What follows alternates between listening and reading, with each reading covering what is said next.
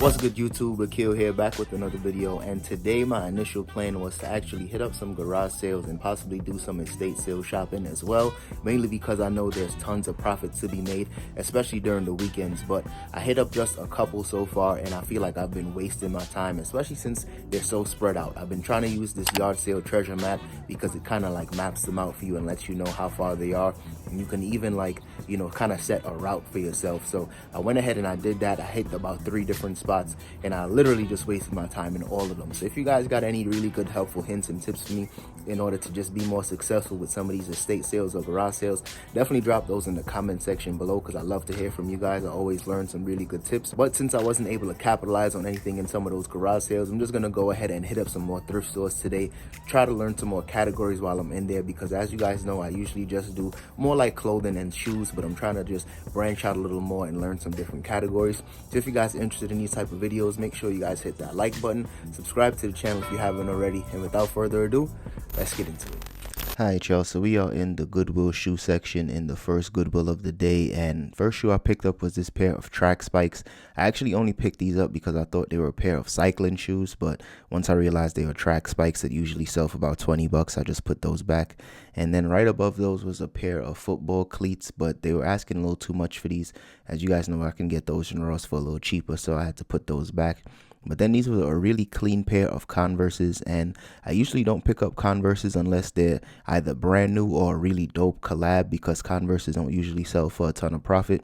But this one in particular, the comps were selling for about 40 bucks used, so I decided to just pick these up, and after cleaning them up a little bit, I should be able to get at least 40 bucks for these, because in my opinion, it's a pretty dope shoe.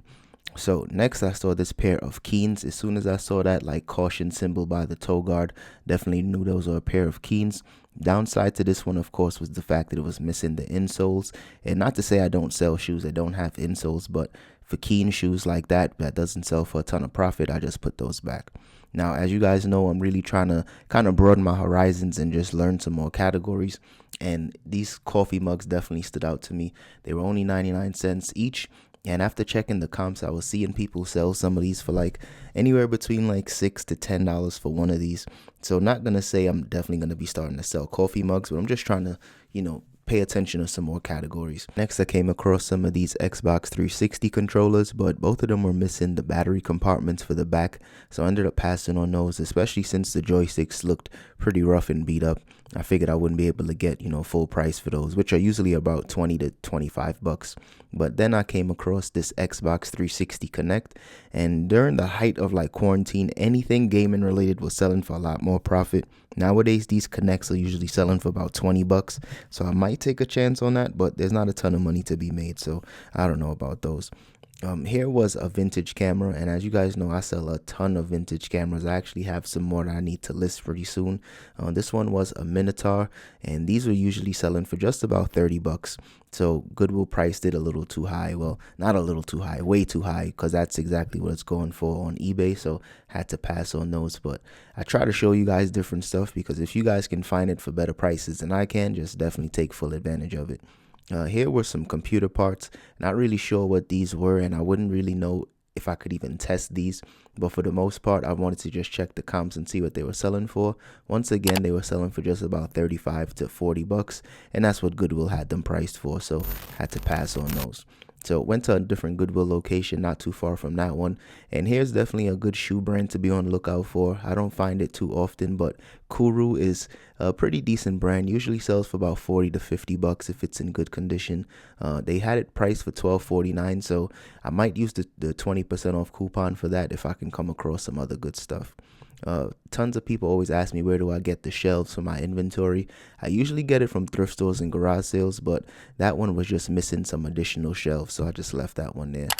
Here was a really good camera. This one was, the comps on these were really good. Some were selling for as high as 140. This one though, at first I couldn't find the battery for this, and of course I couldn't find the adapter as well. But once I came across the actual battery for this one, it made way more sense to try to take a chance on this. As you guys can see, the battery was just, somewhere in the back over here. but I grabbed up the camera, grabbed up the battery, and I was just gonna see if I can find the actual adapter for that as well. I might just pick this up and then just hold on to it until I find an adapter, or try to order a charger, because if I can get a charger for a decent price, it'll definitely be worth it. Here's some Rock Band guitars. I used to always see these in thrift stores and pass on them, but I realized that these sell for a ton of profit, especially this pink one. This one is, I guess this one is more rare. I've seen comps on this one selling for like 50 to 60 bucks, and this one seemed to be in pretty good condition as well. Sometimes some of these may have some battery acid in it, so I always try to make sure it doesn't have anything like that going on. But for those prices, I'm definitely going to take a chance.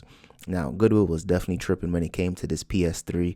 Of course, these PS3s, the bigger ones, these sell for like 120, sometimes 150, but they were asking way too much money for that. So I just grabbed my guitars and kept it moving.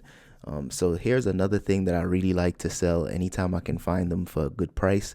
These surfboard RS modems, these always sell really quickly for me, sometimes 40, sometimes 45 bucks.